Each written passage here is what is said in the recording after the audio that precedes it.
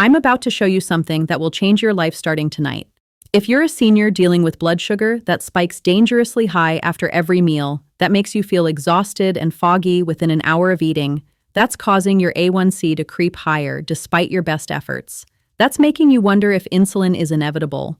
What I'm about to reveal could literally prevent you from progressing to insulin dependency in the next 6 months. If you're checking your glucose meter after meals and seeing numbers above 180, above 200, sometimes even above 250, if you're experiencing that crash an hour later where you can barely keep your eyes open, if you're dealing with constant thirst, frequent urination, and that metallic taste in your mouth that won't go away, if your doctor keeps increasing your medication, but those post-meal spikes keep happening, you need to understand something critical right now. These post-meal blood sugar spikes aren't just uncomfortable numbers on a glucose meter. They're your body's warning system screaming that your pancreas is failing, that your cells are becoming more insulin resistant with every spike, that you're on a fast track toward nerve damage, kidney failure, blindness, and amputation. But here's what's critical. The medical establishment has this completely backward. They're treating the symptom, not the root cause. They're giving you more medication when what you actually need are 2 specific interventions that address why your body can't handle carbohydrates anymore.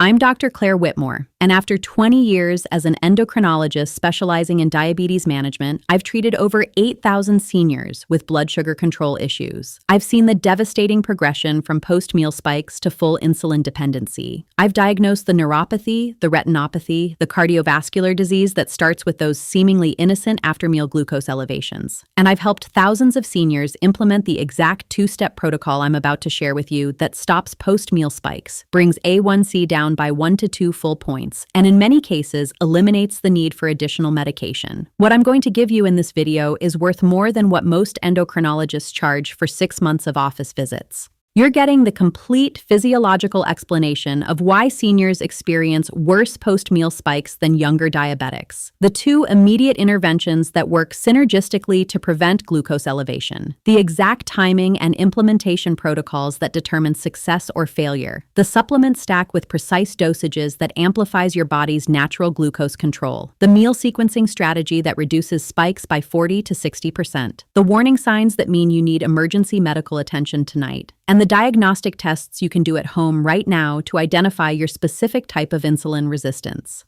Stay with me through every minute because missing one piece could mean the difference between controlling your blood sugar naturally and sliding into insulin dependency. This isn't theory from someone who read about diabetes. This is practical, clinically validated information from 2 decades of helping seniors exactly like you prevent the devastating progression of type 2 diabetes. What you're about to learn could literally add years to your life and prevent the complications that steal quality of life from millions of seniors. Let me start by telling you about 5 critical mistakes seniors make with post-meal blood sugar that actually make the problem worse, because understanding what not to do is just as important as knowing what to do. Each of these mistakes accelerates insulin resistance and guarantees higher A1C readings. Mistake number 1 is eating carbohydrates first during meals. This is the most common and most devastating error I see. When seniors start their meals with bread, pasta, rice, or potatoes, they trigger a massive insulin response that their aging pancreas cannot handle. Here's the mechanism. The moment carbohydrates hit your digestive system, they break down into glucose within minutes. That glucose floods into your bloodstream faster than your pancreas can produce insulin to handle it. Your blood sugar spikes to dangerous levels. Your pancreas goes into emergency mode, desperately trying to pump out enough insulin. But in seniors, especially those over 65, the pancreatic beta cells that produce insulin are already damaged from years of overwork. They simply cannot respond fast enough or strongly enough. The result is a blood sugar spike that can reach 200, 250, even 300 milligrams per deciliter within 30 to 45 minutes of eating. That spike doesn't just make you feel terrible. It causes oxidative stress throughout your entire body, damaging blood vessels, nerves, kidneys, and eyes with every occurrence. If you're eating carbohydrates first at every meal, you're essentially poisoning yourself 3 times a day. The correct approach, which I'll detail completely in just a moment, involves strategic meal sequencing that prevents this glucose flood entirely. Mistake number 2 is taking diabetes medication without understanding its timing relationship to meals. Most seniors take metformin or other oral diabetes medications at the wrong time, completely undermining their effectiveness. Metformin works by reducing glucose production in your liver and improving insulin sensitivity in your muscles. But these effects take 30 to 60 minutes to activate. If you take metformin with your meal or after your meal, it's not working when that post-meal glucose surge hits your bloodstream. Your blood sugar spikes anyway, then crashes later when the metformin finally kicks in, creating a dangerous roller coaster pattern. The correct protocol requires taking metformin 30 minutes before eating, allowing it to be fully active when glucose enters your system.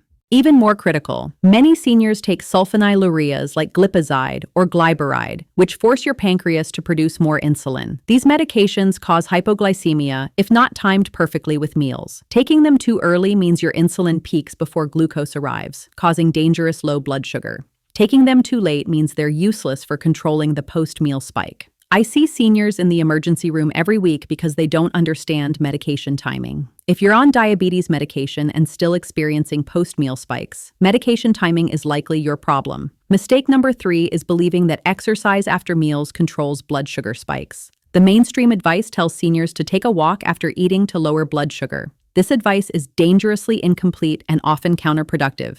Here's why. By the time you finish eating, get up from the table, and start walking, your blood sugar has already spiked. The damage is done. That initial spike triggers the inflammatory cascade, the oxidative stress, and the insulin resistance that you're trying to prevent. Walking after the spike has occurred is like calling the fire department after your house has burned down. It's too late.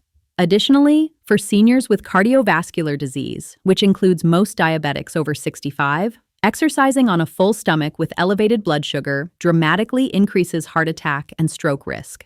Your heart is already stressed from processing a large meal.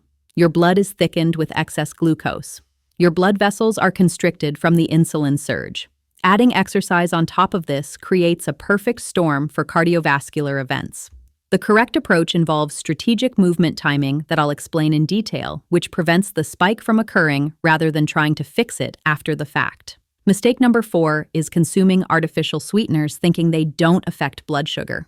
This might shock you, but recent research published in Cell Metabolism in December 2023 proves that artificial sweeteners like sucralose, aspartame, and saccharin actually increase insulin resistance in seniors. The mechanism is insidious. When you taste something sweet, even if it contains no sugar, your brain signals your pancreas to prepare for incoming glucose. Your pancreas releases insulin in anticipation, but no glucose arrives because the sweetener is artificial. This creates a mismatch between insulin levels and blood glucose that confuses your metabolic system. Over time, repeated exposure to this mismatch makes your cells less responsive to insulin. You become more insulin resistant, not less.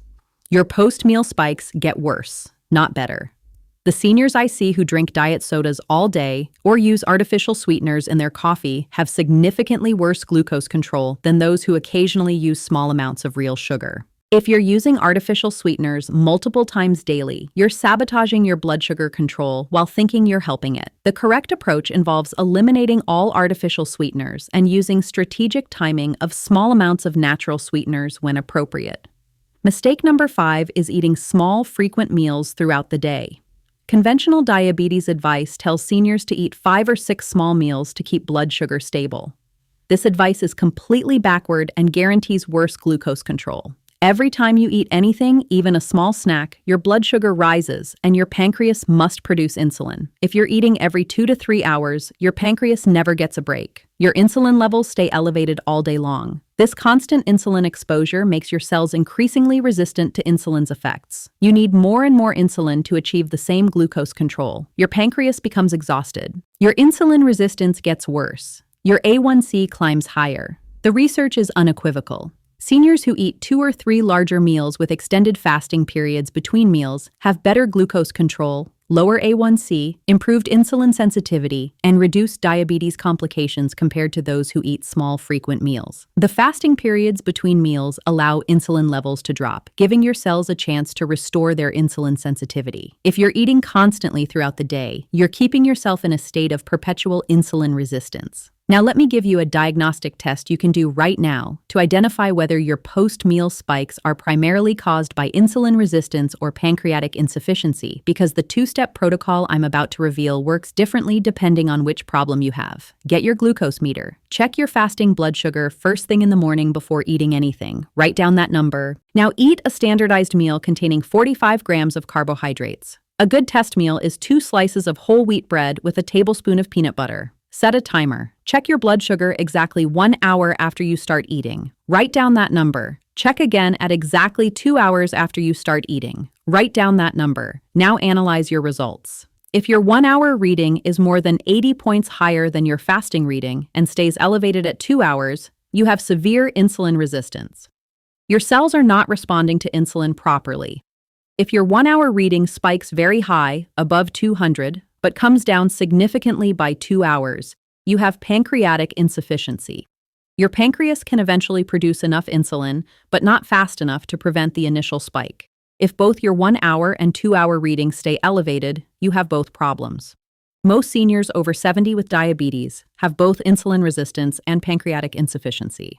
This test tells you exactly what you're dealing with and allows you to customize the 2-step protocol for maximum effectiveness. Now I'm going to reveal the 2 immediate interventions that stop post-meal blood sugar spikes. These interventions are not optional. They're not suggestions. They're non-negotiable protocols that work through completely different mechanisms and must be implemented together for maximum effect.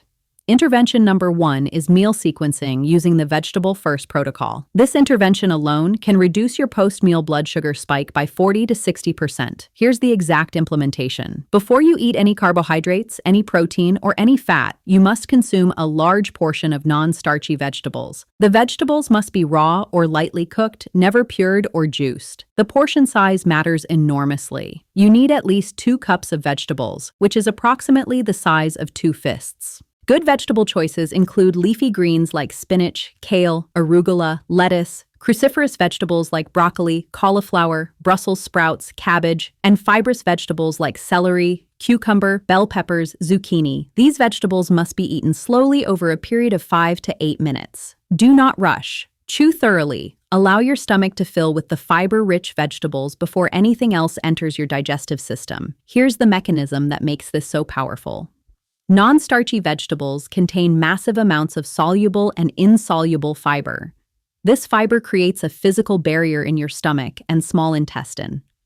When you subsequently eat carbohydrates, they cannot be absorbed quickly because they must pass through this fiber matrix first. The fiber slows gastric emptying, meaning food leaves your stomach more gradually. It slows carbohydrate digestion, meaning glucose enters your bloodstream slowly rather than all at once. It increases satiety signaling, meaning you naturally eat less of the carbohydrates that cause spikes. Multiple studies published in Diabetes Care show that eating vegetables first reduces post-meal glucose spikes by 40 to 70% compared to eating the same meal with vegetables mixed in or eaten last. After you finish your vegetables, wait 2 to 3 minutes. This pause is critical. It allows your stomach to register fullness and triggers the release of incretin hormones that prepare your pancreas for incoming glucose. Now you can eat your protein, consume your chicken, fish, beef, eggs, or tofu. The protein should be approximately the size of your palm, which is roughly 4 to 6 ounces. Protein eaten after vegetables, but before carbohydrates, further slows gastric emptying and provides amino acids that improve insulin sensitivity. After your protein, wait another 2 to 3 minutes. Now you can eat your carbohydrates. But here's what's critical. By this point, your stomach is already 60 to 70% full with vegetables and protein. You physically cannot eat as many carbohydrates as you would have eaten if you started with them. This natural portion control, combined with the fiber barrier already in your digestive system, prevents the massive glucose spike that would otherwise occur. Your carbohydrate portion should be no larger than your clenched fist, approximately 1/2 to 3/4 of a cup. Choose complex carbohydrates like brown rice, quinoa, sweet potato, or whole grain bread rather than refined carbohydrates like white rice, regular pasta, or white bread. This meal sequencing protocol works for every single meal, every single day. Breakfast, lunch, and dinner must all follow this exact sequence. Vegetables first, protein second, carbohydrates last, with 2 to 3 minute pauses between categories. Seniors who implement this protocol consistently see their post-meal blood sugar spikes drop by 50 points, 80 points, sometimes over 100 points compared to eating the same foods in mixed or random order. Your A1C will drop by 1 full point within 90 days just from implementing proper meal sequencing. Intervention number 2 is pre-meal vinegar consumption combined with strategic supplementation. This intervention works through completely different mechanisms than meal sequencing and must be implemented alongside it, not instead of it. 15 minutes before every meal that contains carbohydrates, you must consume 1 tablespoon of apple cider vinegar diluted in 8 ounces of water. The vinegar must be raw, unfiltered apple cider vinegar containing the mother, which is the cloudy substance floating in the bottle. The brand I recommend is Bragg Organic Raw Apple Cider Vinegar. Do not use regular distilled vinegar. It lacks the beneficial compounds that control blood sugar. Here's the mechanism. Acetic acid, the primary component of vinegar, inhibits the enzyme alpha amylase that breaks down starches into glucose. This means the carbohydrates you eat are digested more slowly, releasing glucose gradually rather than all at once. Acetic acid also improves insulin sensitivity by activating AMPK, an enzyme that increases glucose uptake in muscle cells. Your muscles absorb more glucose from your bloodstream without requiring additional insulin. Research published in Diabetes Care shows that consuming vinegar before meals reduces post-meal blood sugar spikes by 20 to 35%. But the timing is critical. If you drink vinegar with your meal or after your meal, you lose 60 to 70% of the benefit. The vinegar must be consumed 15 minutes before eating to allow the acetic acid to reach your small intestine before food arrives. Some seniors cannot tolerate the taste of diluted vinegar. If this is you, you can use apple cider vinegar capsules. Take 3 capsules containing 500 milligrams of acetic acid each, which equals 1 tablespoon of liquid vinegar, with 8 ounces of water 15 minutes before meals. The brand I recommend is Nature's Bounty Apple Cider Vinegar Capsules with 500 milligrams per capsule. Swallow them with plenty of water to prevent esophageal irritation. Now here's where we amplify the effect. Immediately after consuming your vinegar, take the following supplement combination. Berberine, 500 milligrams. Berberine is a compound extracted from several plants, including golden seal and barberry.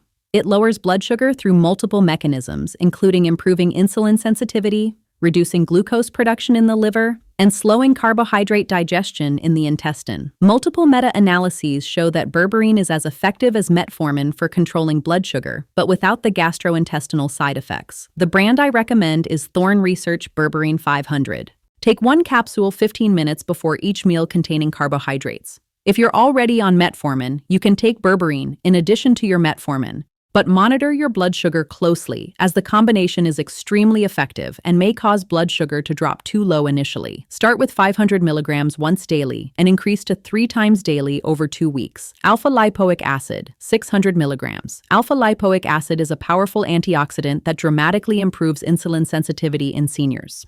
It works by reducing oxidative stress in muscle cells and increasing the number of glucose transporter proteins on cell membranes. This means your cells absorb glucose more efficiently with less insulin required. Research shows that 600 milligrams of alpha-lipoic acid daily reduces post-meal blood sugar spikes by 20 to 40%. The brand I recommend is Doctor's Best Alpha-Lipoic Acid, 600 milligrams. Take 1 capsule in the morning with your vinegar before breakfast. Alpha-lipoic acid is fat-soluble, so taking it before a meal that contains some fat improves absorption. Chromium picolinate, 200 micrograms. Chromium is an essential trace mineral that enhances insulin signaling. Most seniors are deficient in chromium because absorption decreases with age, and many medications deplete chromium stores. Supplementing with chromium picolinate, the most bioavailable form, improves insulin sensitivity and reduces post-meal glucose spikes. The dose is 200 micrograms once daily. The brand I recommend is Now Foods Chromium Picolinate 200 micrograms. Take 1 capsule with your morning vinegar. Do not exceed 200 micrograms daily, as higher doses provide no additional benefit and may cause side effects. If you implement both Intervention 1 and Intervention 2 exactly as I've described, eating vegetables first, protein second, carbohydrates last with 2 to 3 minute pauses, plus consuming vinegar and the supplement stack 15 minutes before meals, you will see dramatic reductions in your post-meal blood sugar spikes within 3 days. Your 1-hour post-meal readings will drop by 60 to 100 points. Your 2-hour readings will normalize to below 140 milligrams per deciliter. Your energy after meals will improve dramatically because you're not experiencing the spike and crash roller coaster. Within 90 days, your A1C will drop by 1 to 2 full points. Many of my patients go from A1C readings of 7, 5, or 8, 0 down to 6, 5 or lower using only these 2 interventions without any medication changes. Let me address a dangerous myth that prevents seniors from controlling post-meal blood sugar. Many people believe that eating fat with carbohydrates slows glucose absorption and prevents spikes. Some diabetes educators actually teach seniors to add butter to their potatoes or olive oil to their pasta, thinking it helps. This is dangerously wrong. While fat does slow gastric emptying, which theoretically could reduce glucose spikes, the negative effects of fat on insulin sensitivity completely overwhelm any benefit. When you eat fat with carbohydrates, the fat causes temporary insulin resistance that lasts for 4 to 6 hours. Your cells cannot absorb glucose efficiently. Your blood sugar stays elevated longer.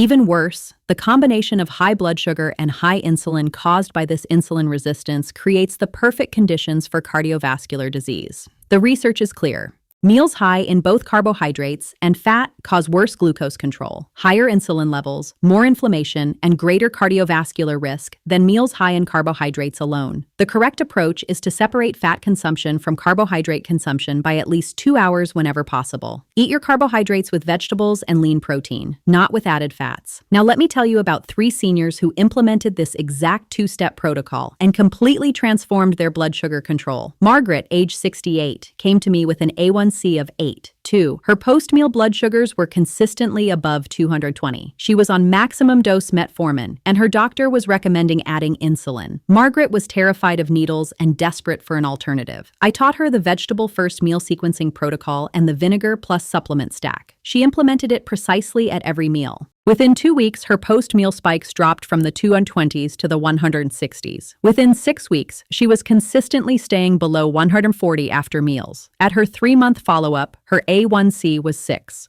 7. Her doctor reduced her metformin dose because she was having occasional low blood sugars. Margaret told me it felt like her body had come back to life because she no longer felt exhausted after every meal. Robert, age 72, had an A1C of 9. 1 despite being on metformin and glipizide. He was checking his blood sugar after dinner and seeing readings of 280, 300, sometimes over 320. He had already developed peripheral neuropathy with numbness in his feet. His doctor told him insulin was inevitable. Robert was a disciplined person who followed the protocol exactly. Vegetables first at every meal without exception. Vinegar and supplements 15 minutes before eating. He tracked his blood sugar obsessively. His evening readings dropped to the 180s within 1 week. Within 1 month, he was consistently below 160 after meals. At 3 months, his A1C was 7. 2, a nearly 2-point drop. At 6 months, he was at 6. 6. His doctor discontinued the glipizide entirely because he no longer needed it. The neuropathy pain in his feet decreased significantly, though the numbness persisted because nerve damage takes much longer to heal than blood sugar takes to normalize. Patricia, age 75, had an A1C of 7. 8 on metformin alone. Her post-meal readings were erratic, sometimes 180, sometimes 240, with no clear pattern. She felt confused about what foods were causing the spikes. I had Patricia do the diagnostic test I described earlier and discovered she had severe insulin resistance. Her blood sugar would spike to 230 1 hour after eating, but stay elevated at 200 even 2 hours later. For Patricia, the meal sequencing made an enormous difference because slowing glucose absorption gave her resistant cells more time to absorb the glucose. She also responded exceptionally well to berberine, which directly addresses insulin resistance. Within 8 weeks, her post-meal readings normalized to below 150. Her A1C dropped to 6. 4 at 3 months. She told me she wished she had known about these interventions 10 years ago because she felt she could have prevented much of her insulin resistance from developing. Before I give you the complete action checklist, I need to talk about the warning signs that mean you need to go to the emergency room immediately, not try home protocols. If you're experiencing post-meal blood sugar readings above 300 that won't come down, especially if accompanied by increased thirst, increased urination, fruity breath odor, confusion, or difficulty breathing, you may be developing diabetic ketoacidosis. This is a life-threatening emergency. Call 911 immediately. Do not try to treat this at home with vinegar and supplements. You need immediate medical intervention.